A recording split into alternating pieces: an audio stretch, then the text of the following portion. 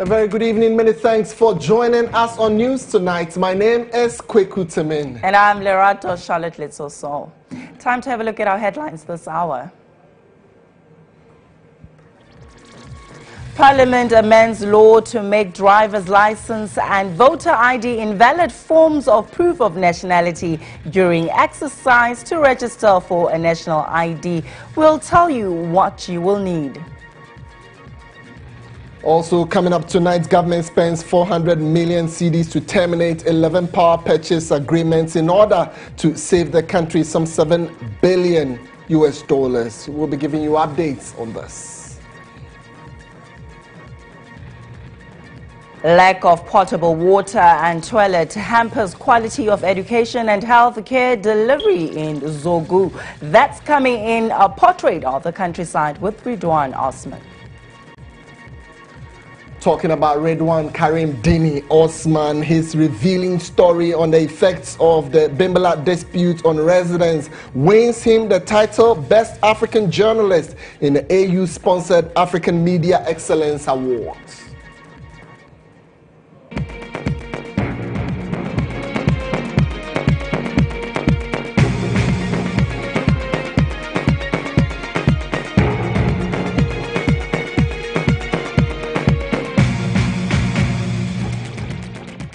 And starting off with our top story this hour, voters' ID card and driver's license can no longer be used as proof of nationality documents for the new national ID card registration. Passports and birth certificates are the only accepted proof. This is contained in the National Identity Register. That's the amended Bill 2017, which was today passed by Parliament. Speaking to GHOne News Chairman for Constitutional, Legal and Parliamentary Affairs, Ben Abdallah, explained the move is a result of a Supreme Court judgment.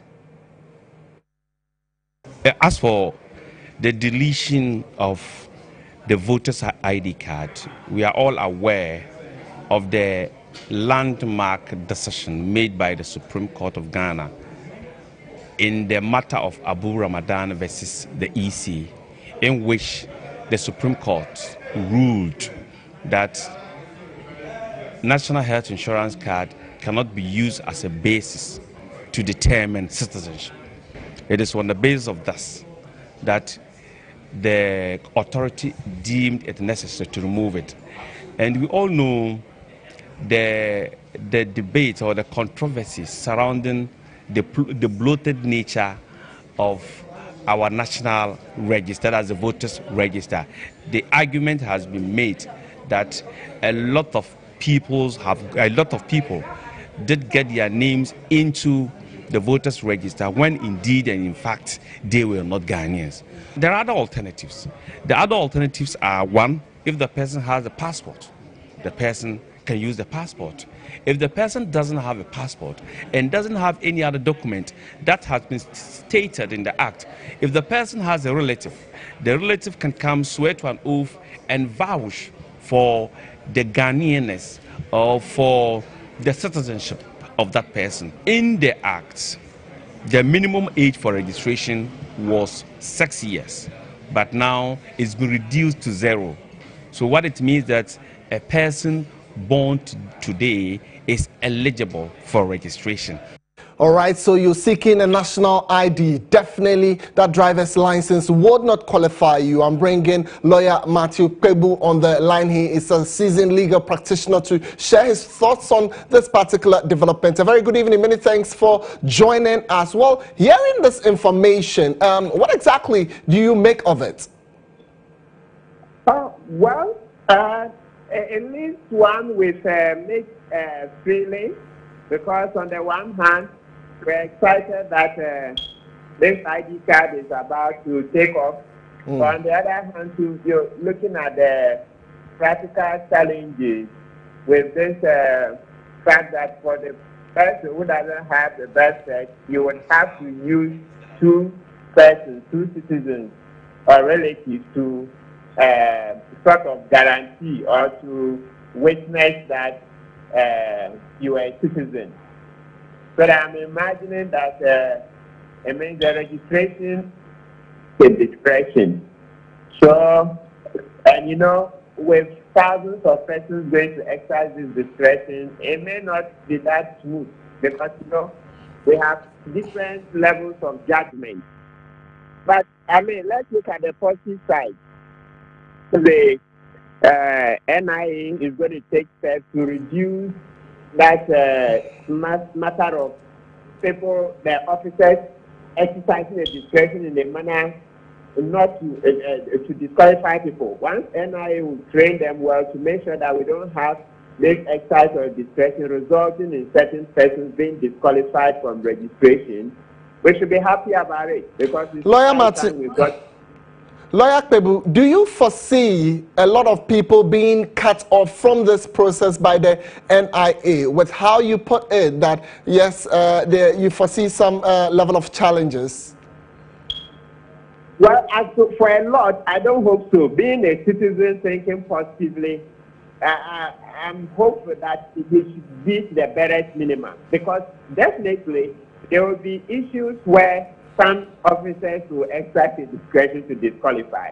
It's natural in human relations. You won't get it running 100%. But, I mean, once it runs reasonably well, I'm sure for those who get disqualified, they can then appeal and perhaps the higher officers will be able to look at it. So I was just mentioning that because we are human beings and because human beings are going to exercise a discretion, it's natural that sometimes they may not exercise it the way we would have wished. So it's natural, but I'm sure the authorities will take steps to curb the excesses. All right, Lawyer Martin Kpebu, we're sincerely grateful for your submission there. Well, if you're thinking about getting the national ID, probably that ID card that you have or driver's license might not definitely qualify you, Lerato. Quite a situation there for a lot of people. It's very interesting. I would think that, you know, your ID and driver's license are valid ID. Nationally, internationally, that is acceptable. But if we in Ghana want to change it, passports and birth certificate are still the most authentic and legitimate means of you proving that indeed you are a Ghanaian. A lot of people do not really have the passports. I mean, to be honest with you. But I'm sure they will have a birth certificate. And if you do not have the birth certificate, then I guess you should need, like they've announced in Parliament today, you would need a relative to go along with you and prove that indeed you are a Ghanaian. By the way, we have been running polls over this matter, and right now we're about to have a look. As we said, voters' ID card and driver's license can no longer be used as proof of nationality, according to newly passed National Identity Register Amendment Bill. What do you think about this law? This is what we asked you, and 54% of you said good measure, while 38% rather says unnecessary, while 8% I don't have either. So there's a very minimal 8% that says they don't have either of that. But a large chunk, 54% says it's a good measure, while minority 38% says it's completely unnecessary. So it seems like, according to polls, Ghanaians are for this new amendment bill. All right, quite an interesting development there when you look at the statistics that we get. Within the coming day, we should follow this development up closely and see how people actually feel about this measure. But your voter ID card and that driver's license cannot qualify you. In other news, government has initiated steps to cancel 11 power purchase agreements entered into by the Mahama administration. Energy Minister Boakye Ejaku, who revealed this to Parliament, added implementation of 7 similar agreements have been deferred following a recommendation of a review committee set up by government. Now, according to him, the termination cost is over $400 million.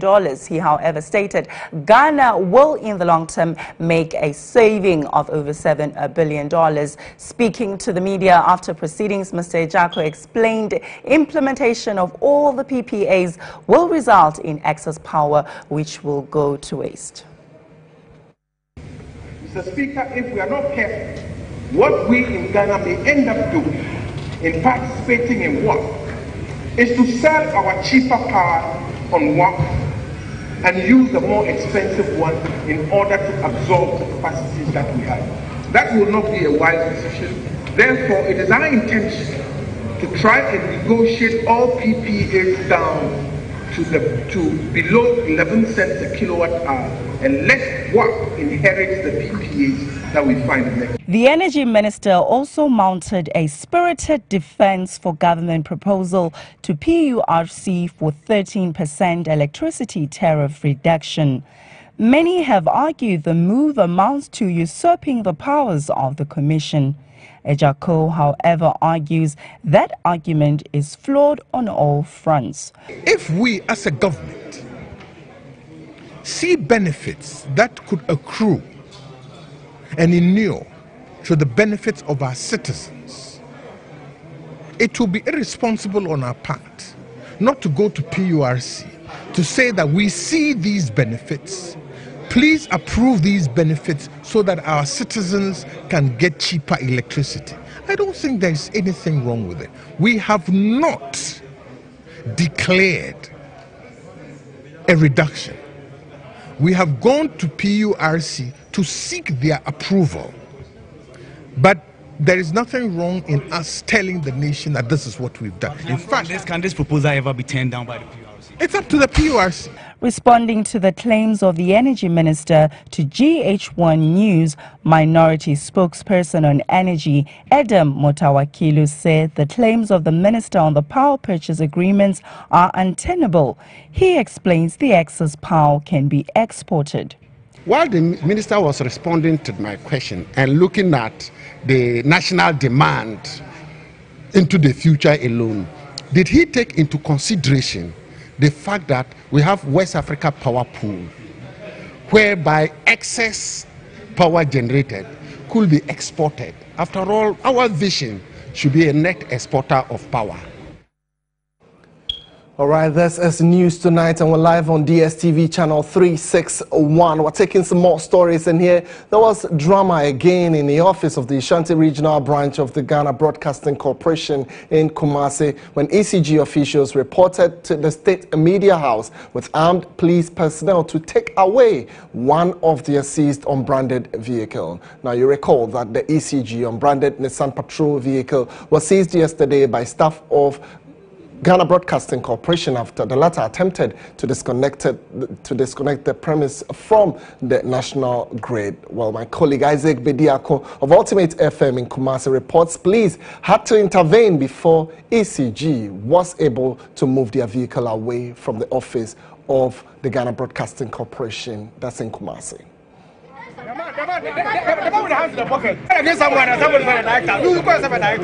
Electricity power supply to Ghana Broadcasting Corporation Ashanti Regional Branch Office at Dadiasoba in Kumasi Metropolis was disconnected on Wednesday over unpaid electricity bills. According to Public Relations Manager of ECG, Erasmus Trebedu, the State Broadcasting Corporation is owing ECG accumulated debt of 1.7 million Ghana cedis. This compelled management of ECG to disconnect electricity supply to the State Media House, which operates Garden City Radio and Garden City Television Station. The managing director of GBC, who spoke with GHOne News, said they seized ECG vehicle because they entered into their premises without their authorization. There was near clashes again in the afternoon at the premises of GBC when staff of the ECG in police escort entered the facility to take their seized Nissan patrol vehicle. It took the intervention of the armed police personnel to calm down angry staff of GBC from attacking ECG officials. You talk nonsense to someone, director. You call yourself a retarded. Ashanti Regional Public Relations Manager of ECG, Erasmus Trebedu, who was disappointed in the action of GBC staff, told GHOne News ECG owes GBC no apology. To be very honest with you, what I saw over there, I was dumbfounded and I was amazed. I couldn't believe what I was seeing. And so that's exactly what happened. And remember, we are in the last quarter of the year. And this is the time that all those who have accumulated debts, we need to go on them one by one to demand payment. Meanwhile, Ashanti Regional Office of the PURC is monitoring the impasse between the two state institutions. Public Relations and Staff Affairs Officer of PURC for Ashanti and Brongahafu region, Prince Nana Yao Kesia told GHOne News they will meet the two parties for amicable resolution. We would advise that we sit down and then find an amicable solution to it, because no matter what you do, GRA will still rely on ECG. They will be their customers. JBC will still rely on ECG. They will be their customers, and they will be their suppliers. So there is no need, hassling ourselves. We need to come sit at the table and then find a lasting solution to this. Director of Faculty of Academic Affairs and Research at the Kofi Annan International Peacekeeping Center, Dr. Emmanuel Kwesi Anning, has warned of a grim future for the country if activities vigilante groups are not checked. The security analyst made the pronouncement at an event organized by NORSAC to mark 15 years of its existence at the Dr. Andani Adnan Academic Chamber, University for Development Studies in Tamale. Activities of vigilante group have made the news headlines for creating mayhem. The inability of security services to check these youth groups sparked an uproar in the public space. This is likely to take an even grimmer turn as security expert Dr. Kwesi Anning predicts an infiltration of the dreaded Islamic State terrorist network by 2020. What we are seeing is the usage of economic modeling methodologies, of franchise. So we see Group A in Town X having subsidiary groups in different towns in this country. He further indicated that the level of frustration among the youth in Ghana, where over 2 million unregistered arms are in the hands of civilians, presents a perfect recipe for extremist militant groups to manipulate the youth. Dr. Anning also blamed wild, unattainable promises inherent in political manifestos as another breeding ground for organized criminality and hooliganism. We are reaching what in my work I call the tipping point, where the levels of frustration are bubbling from below that eventually it has to find a way out. That's number one. Number two, something has told us, which I agree, that in normal control of societies. He also called for a national conversation on vigilantism. Let's still stay on security matters, and here the Ghana Police Service is implementing a 4-year transformational plan to position the service amongst the 10 best police organizations in the world. Eastern Regional Police Commander DCOP Simon Afeku revealed this as a sensitization workshop in Koforidua organized by the Ghana Police Service in partnership with the Hannah Seidel Foundation. The agenda is driven on 4 thematic areas, including reformation, personal attitude, improving welfare, resourcing police service to tackle terrorism, cyber crimes, and cross-border policing. Speaking to GHOne News, DCOP Simon Afeku told GHOne News the use of advanced technology is a key component of the transformation agenda. Hence, the service will embark on technological evolution to transition the service into world-class police entity using modern technologies to fight crime. The Inspector General of Police and the entire police administration have decided that the police service, the Ghana Police Service, needs transformation. And they've charted a direction which takes care of police personnel welfare, etc., in order to drive a motivated police service. DCOP Afeku also noted that the challenge of inadequate police personnel in most parts of the country is being addressed to meet internationally accepted standard of at least 1:500 police to citizen ratio. To increase the number of personnel is part of this transformational agenda. It is the wish of every citizen to feel the presence of police. So numbers count when it comes to policing. The presence of a policeman deters crime, at least. It's the basis of deterring crime. But resources, as you know, would always remain limited. So we have to effectively and judiciously employ whatever resources that we actually have at hand. This is news you can trust. Very shortly, we'll bring you updates from our world of business. Business Brief is brought to you by Dusk Capital. We see a millionaire in you. We're looking for you, the next millionaire. We know of your stressful routine. From those 12-hour flights across the Atlantic to your hustle through traffic every day. From burning the midnight oil to that laptop that never sleeps. We know where you are in life, and we know where you want to go. Let us take you there. Thinking investment? Think Dusk Capital. Dusk Capital. We see a millionaire in you.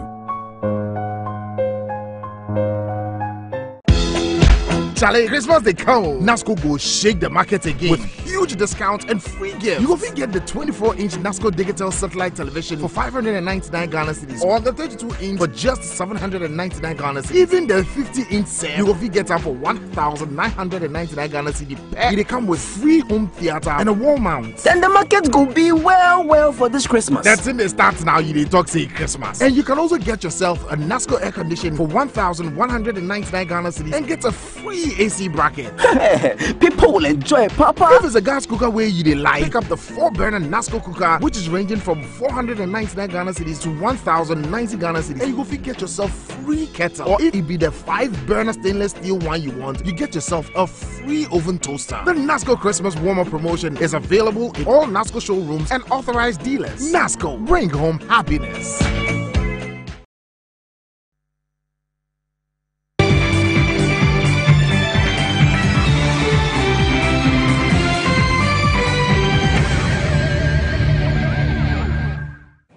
Let's get some updates from our world of business now. More than 5,000 people will be gainfully employed with the establishment of a fruit juice processing factory. Now, the factory, with the capacity of producing tons of varieties of fruit a day, was commissioned in the West Achim municipality of the Eastern region. The factory will process varieties of fruits harvested by local farmers. Commissioning the Sun Harvest Juice Factory, CEO of the Ghana Export Promotion Authority, Gifty Clenham, noted that the project will deepen the diplomatic and bilateral ties between Ghana and Iran. She explained the magnitude of the two countries' population, totaling about 107 million, provides massive trade opportunities and potential for the two emerging and growing economies. She added there are plans to extend operations of the factory to processing of dairy, tomatoes and other products. Eastern Regional Minister Eric Kwache Dafor, who was also present at the program, called on the youth to take advantage of factories springing up to venture into the cultivation of raw materials needed to feed the factories. What we need to do is to take advantage and create more farms. And the more farms can actually absorb more of the youth to reduce the unemployment that we have, and to also put an end to we don't have jobs and things like that. I think the atmosphere is there, so the advantage is what we have to take. The Minister of Agriculture of the Republic of Iran, Mahmoud Hajoti, in response, assured the people of Ghana of more investments from his home country. Still in business, government has created policy frameworks and models to help emerging businesses in Ghana thrive. According to the program's director at the Ministry of Business Development, Kojo Frimpong, the ministry will give opportunity to top 20 young companies in Ghana to compete on the global market. He made the pronouncement at the Under 40 CEO Forum. Speaking at the forum based on the theme Building, Running and Sustaining Business in Ghana, Kojo Frimpong called on the youth to patronize the national employment policy rolled out by government. NEP is concentrating on creating accelerator incubator hubs. NEP is doing business advisory. NEP is running a light industrial plan in the very future. So the president wants you, and there's also a fund. There's a seed capital of $10 million that we have to upscale to $100 million. And that means supporting people like you who have brilliant ideas. CEO of EIB Network, Nathan Kwabna Anochi Edisi, who also spoke at the forum, advised the youth to stay focused and have a positive attitude towards work. How best we can win is through collaborations. You just want to hold on to the 100%. Oh, I own this company. Oh, I set this one up. Oh, that's my company. Meanwhile, it's not doing well. Can you seed up something, some equity to somebody and say, come in and take 20%, bring your know-how. The world is changing. I started this. I'm turning 60. I think that you can come in with your expertise and let me give you some shares. That person can turn their business around. And that is what we should be doing. We are challenging many who own businesses and saying that there are no jobs and this is my idea. Bring on the young people and see how we can change this country. Also, CEO of Ghana Chamber of Bulk Oil Distributors, Senya Hosi, challenged the youth to value their personality, resources, and value collaborations. Other speakers at the forum, including Farida Bedwe, co-founder and CTO of Logisail, called on the youth to look out for some of the challenges Ghana is confronted with and help solve them. We have thousands of problems in Ghana. Solve one and you got a business. Getting value means that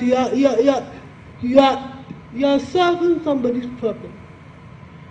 That's the only way you can create value, because people have to be able to buy into what you are selling. At the end of the forum, some of the attendees shared their experiences with GHOne News. Because of the speakers that were invited, Bolare was here, Ish was here, Fad himself, and Madam Jigbodi, they've been wonderful. I am a very picky person, but looking at the standard of the event, looking at the kind of people that are planning the event, I've decided to come and listen. And to be frank with you, it was fantastic.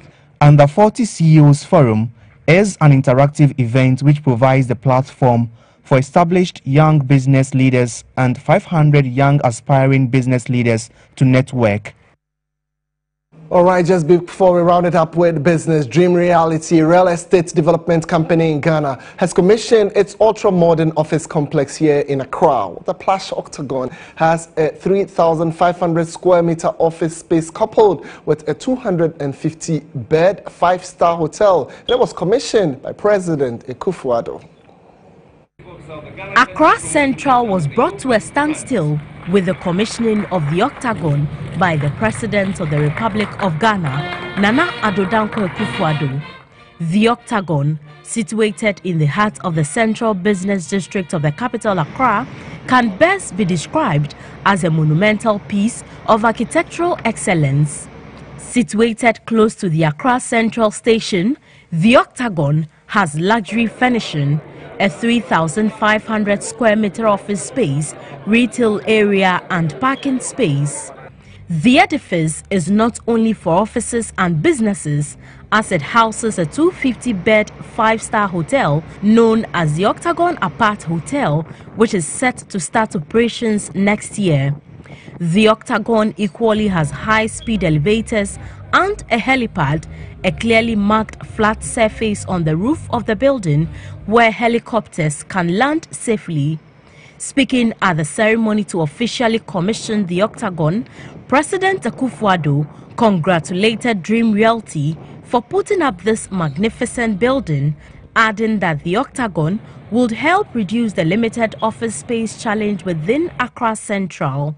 The initiative, the private enterprise, the initiative that has gone into bringing this edifice into being is one we should all celebrate.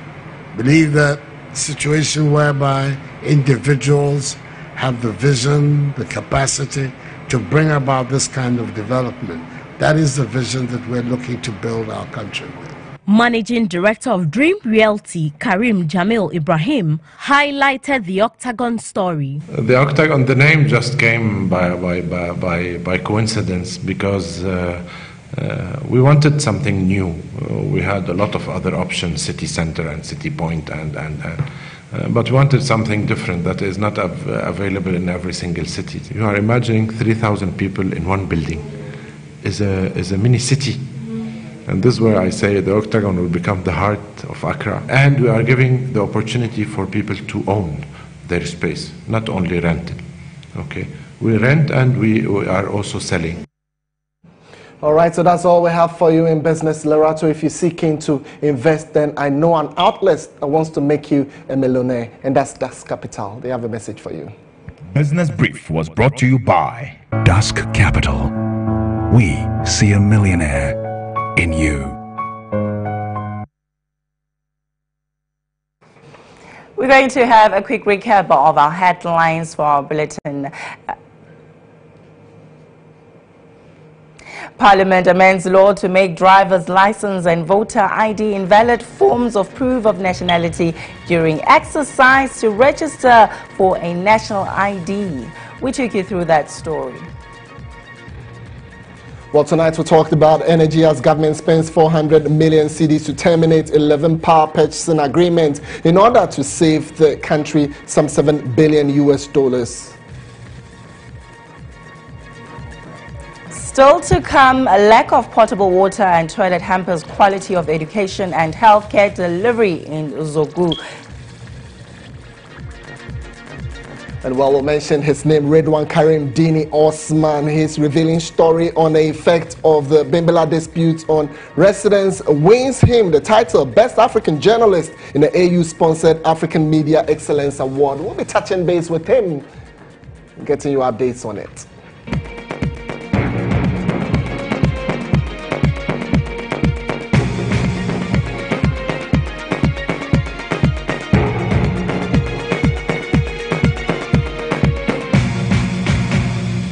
All right, so we still have these interesting stories coming up. But before then, residents of Fiankonya in the Dodowa district in the Shire Osudoku constituency had risk of contracting waterborne diseases. Now, in the absence of a potable water source, these residents rely on rainwater collected in dugouts. The situation forces residents to compete with animals for water. Water, they say, is life, and clean water is health. But what's the value if the well is dry? Potable drinking water in Fiankonya, a small community in the Dodowa district in the Shire Osudoku constituency, is a rare commodity. What fills the heavy hearts of these folks in this incorporated community is the hope that someday clean running water will be available. The only available source of water to the community is this puddle of contaminated water. Even that is only readily available during the rainy season. The muddy water, covered with shrubs, serves the entire community in diverse ways during the raining season. But sadly, it's drying up so quickly because it's been a while the rains came down. This 37-year-old woman, Florence Mama, says the ill state of the water means she is left with more expensive choice of buying filtered sachet water for consumption, a choice she is struggling to keep up with. The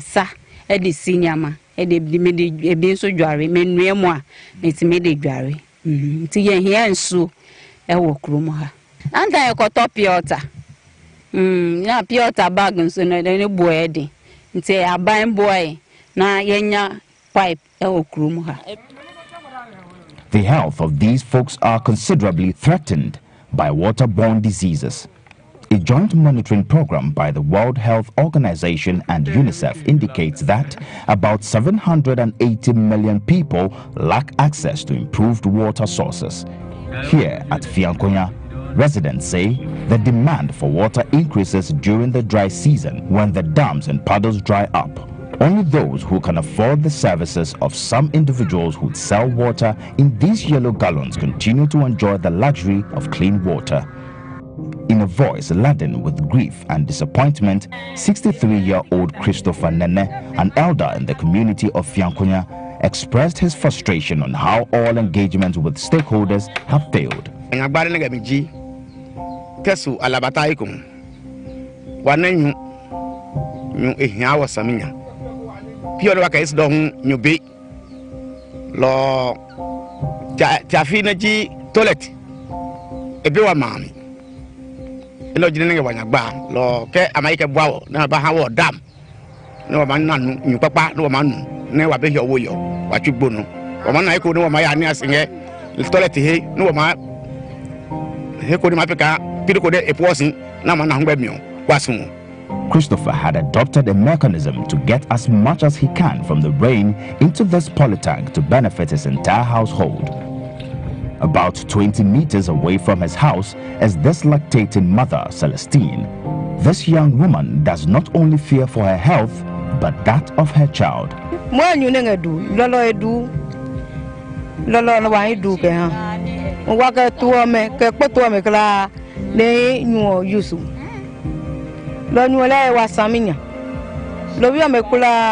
Ironically, the main township is neighbor to Dawayo Dam. It was communally created by the indigents years ago to collect water from the rain to serve the community.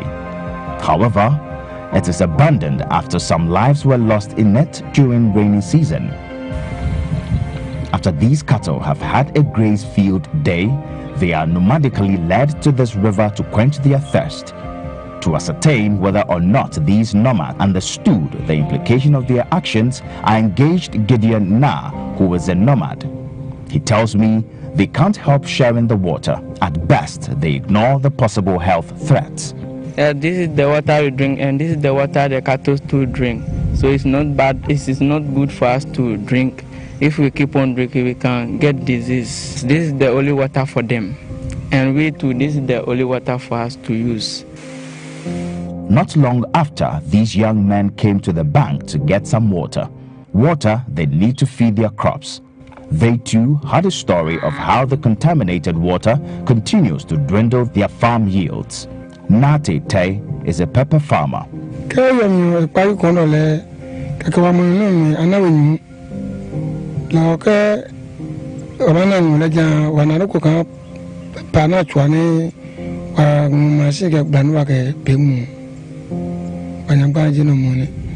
For these locals, living in such a community is a daily stretch of man's survival instinct as their dream for quality and refreshing running water fades by the passing nights. Joshua Nana Kwame Ayira, GHOne News, Fiankonya.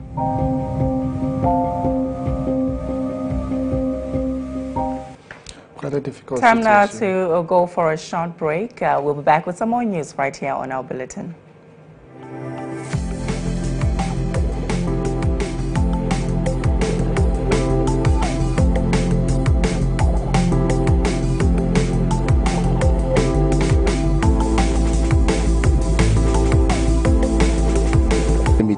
Kakai 777 bitters. Me pensa papa bia no manu bina shemu Ghana ne China no bina kwani e dia shemu Chiche bina obeye fine drink and make you no waste time Yampa kakai bitters yeah come it's good for your party so kakai bitters for your engagement so kakai bitters good for your funeral so kakai bitters it's good for your wedding so your wedding so it's good for your party so for your engagement so good for your funeral so Num Nyansem and Tom Manipa Wanyantia Dumoto and Sessa Appin for Num. Our drinking sport BM Kakai 777 bitters and Kasa. It is almost 2018, and I think it's time we stop using the Wachi seller, the Banku seller, and the blue kiosk to give directions. Now, every place in Ghana has its own unique digital address, which means now you can find any place with the new Ghana Post GPS app. Remember to stand in front of your house to get your digital address. Log onto the Ghana Post GPS mobile app. Tap the menu button on the top right corner. Tap the register your address button. Tap start address registration. Select an address type. Enter your preferred identification details. Enter your business or home details. Then tap on the register address button and confirm by clicking on the continue button. Get your digital address now. Bronya, Freddy's Corner, Freddy's Corner. Yasa baby, Brunya, obvious Freddy's Corner. Edientia, yeah, Chenyoma. I mean, free instant gift. Nyawuyan, so be where Freddy's Corner shop. Bia Wagana baby. What shall do Freddy's Corner Brunya? Who be nyache dear bit to say, wine, mackerel, biscuits, and in your man would baby. Wow, Freddy's Corner, thank you. Freddy's Corner, me that say. Nyawuyan, so be where Freddy's Corner shop. Bia Wagana baby. Not do mobile phone, with laptop, or printer, and also PlayStation. Not do instant gift. Wow, to Mrikako Freddy's Corner. Not what you watch it. Freddy's Corner, your home of authentic mobile phone and accessories. Head office, Kokomlimli, any city light, ne DNM. Fre 020-7937-323.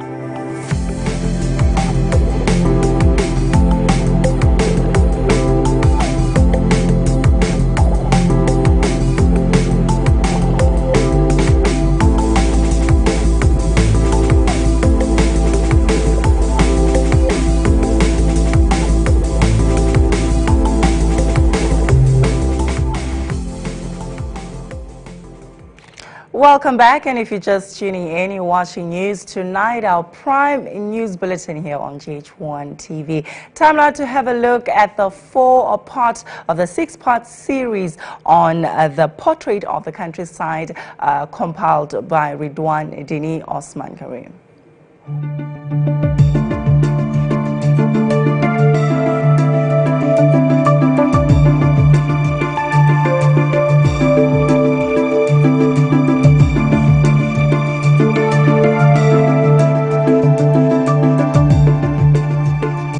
And tonight we go to a community called Zogu, where the absence of potable water and a toilet facility in Zogu, a farming community in the Savelugu Nanton district of the northern region, is hampering formal education and quality health care in the area. Residents are therefore appealing for government support to improve their living conditions. GHOne News' Ridwan Karim Dini Osman brings us the 4th of a 6-part series titled Portrait of the Countryside. Sickness. But in Zau, thirst and the long trek required to quench it is preventing many children from accessing formal education.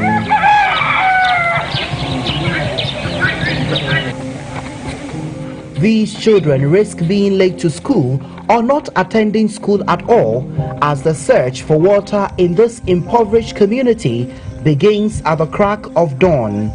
They maneuver their way through the bushes with extreme caution because any careless move here could cost them a snake bite, a situation they describe as a common occurrence. The search for water in this village is constant, whether in dry or rainy season, due to lack of potable running water and even large reservoirs to harvest rain.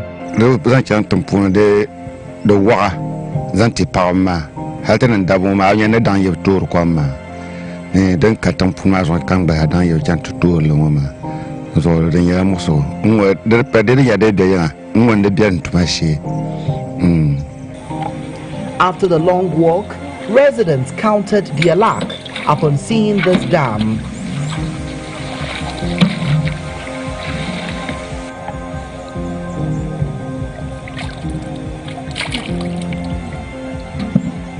Despite the pressure it faces from the thirsty community, it still has some rainwater to spare.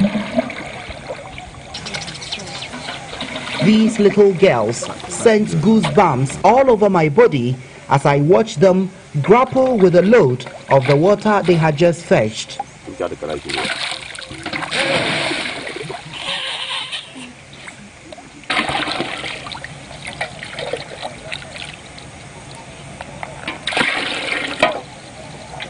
Some NGOs try to manage the situation to the barest minimum, but with very little success.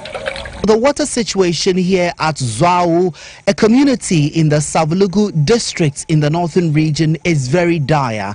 Now, the structures you see around me are all water reservoirs. We understand that they were actually put in place by an NGO to treat the water here to be able to provide the community with potable water. But these reservoirs have been abandoned and the community doesn't even have a single pipe-borne water. We understand also that some time ago boreholes were provided, and so you can see on my right, my extreme right side, that the boreholes are there, but they have not been drilled. And so every single day, residents would have to embark on that difficult journey of accessing water. And a lot of the time, the water they get is not potable. According to the United Nations Sustainable Development Goal 4, achieving inclusive and equitable quality education will require increasing effort and support for vulnerable populations, including poor children in rural areas. However, this village appears abandoned to cruel fate in the area of access to potable water and proper sanitation.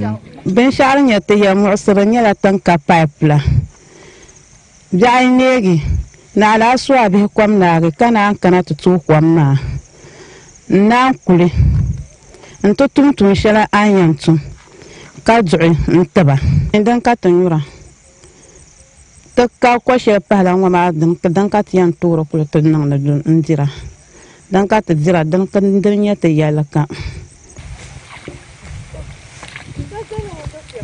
Muhammad Ibrahim, a teacher at the only basic school in this community, says they are also not spared in the water search.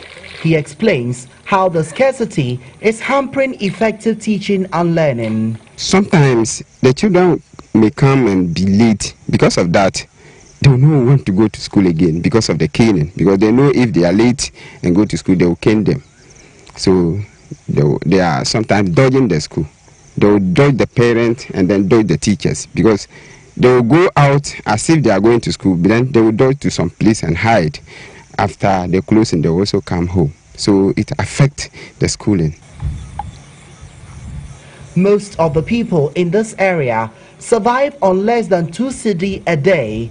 This means they cannot bear the cost of treating the dirty water before they consume. We know sometimes it will be the disaster, but we have no otherwise than to fetch it.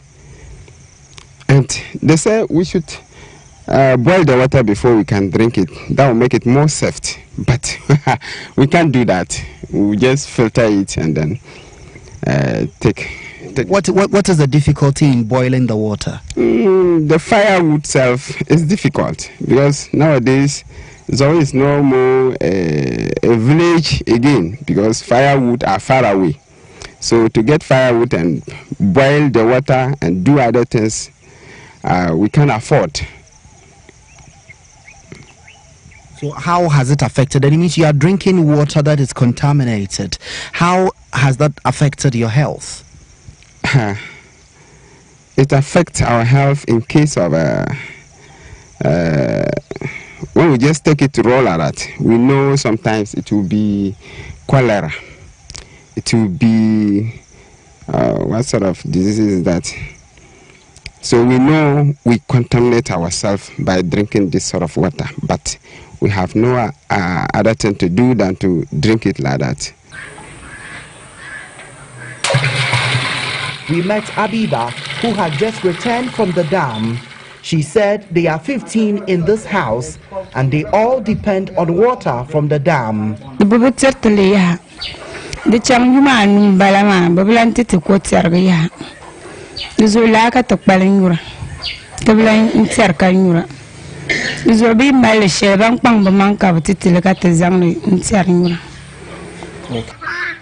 There are also no toilets in Zao, making open defecation the order of the day. Ben perte dam banjara yel morsra de joya no te no la bate dorte to mahwo korola den nam za barteme abay bo tim lan perte la ma joy ben ko na gouvernement gobote benjira.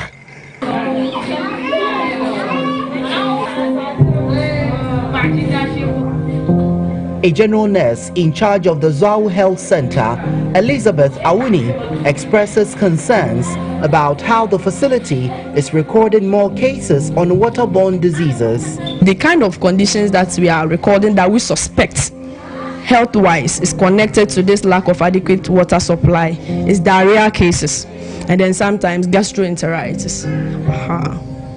How frequent are these cases?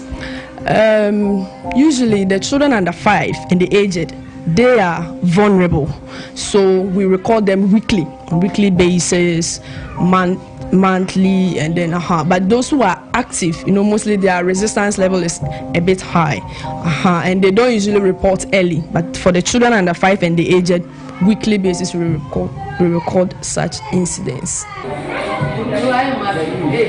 The community health center itself is not in good shape to deal with huge numbers in case of a cholera outbreak. Both men and women share the same ward, while these tricycles are used as ambulances to convey patients in critical condition.